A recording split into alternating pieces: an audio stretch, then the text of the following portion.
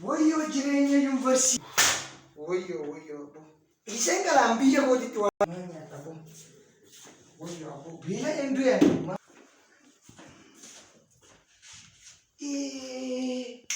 Basoo jiru. Basoo qofa.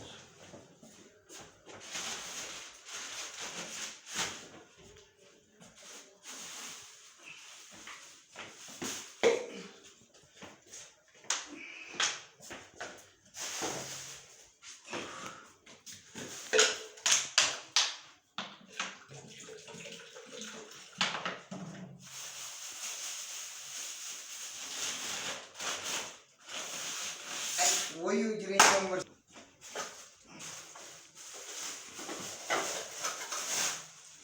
Biyya barana. Nyaata kun as keessatti hambisas dhiqee deemu waraana.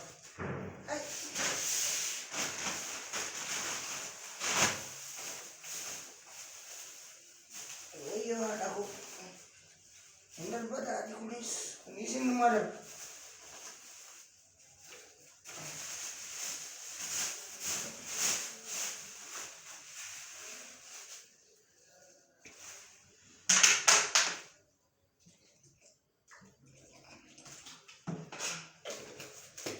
Waynya aku engkau senami university ya.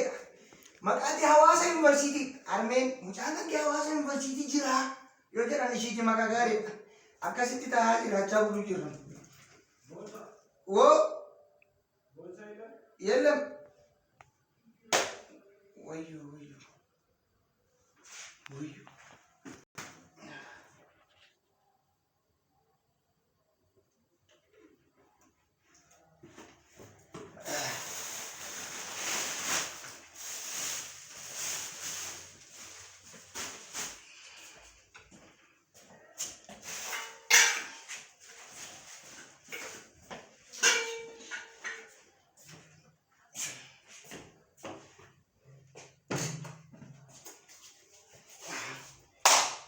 Yo kalau aku pun bernotis nama gal.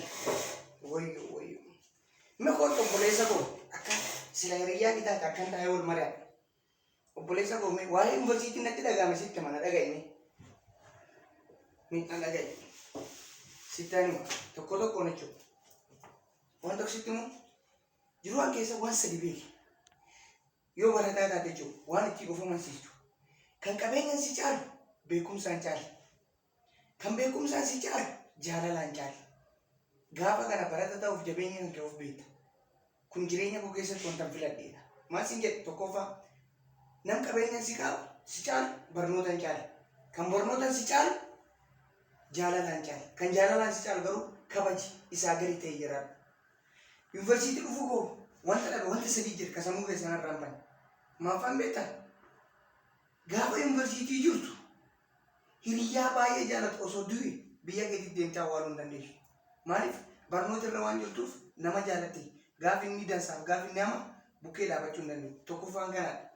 Lammaffaan gaafa harmee keetti dawwaltee nagaa gaafattu isheen mucayyoo koo birrii hin qabu jettee waa'ee qarshii sitti haasofte. Gaafati waa'ee nagaa gaafattu ishee waa'ee qarshii sitti himtu. Waa'ee qarshii waati gaafattu waa'ee nagaa biyyittii haala kee jirsi. Kanaafuu wanti kun xaqaaraanis itti ta'a. Jireenya koo keessatti wanti sadeen na fileegamu kanaan kaan dammoo wanti guddaan yuunivarsiitii keessatti dhukkubanii gatii qoricha kiisii keessa dhabuun baay'ee nama miidha obboleessa koo. Jireenyi yuunivarsiitii namni salphaa akka malee salphaa. Jireenyi gosa yuunivarsiitii salphaa addunyaarra yoo jiru maal fa'a jettee ona gaafatte? Qormaata qabxii 100 keessaa asaayimentii 25. Fetanaan egzaamaa gamii 50.